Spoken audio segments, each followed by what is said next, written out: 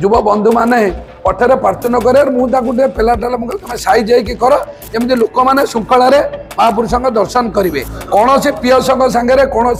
पार्तुंड होना कि कौन पेला टेला है माड़ तो बहुत दूर कथा आम भितर आम श्रृंखला रक्षा करूँ से इंटरनाल मैटर एटा विजु जनता दल किसी मुंड पुरिया दरकार नहीं। गत काली महापुरुष अच्युतानंद पीठे पुष्याभिषेक थिला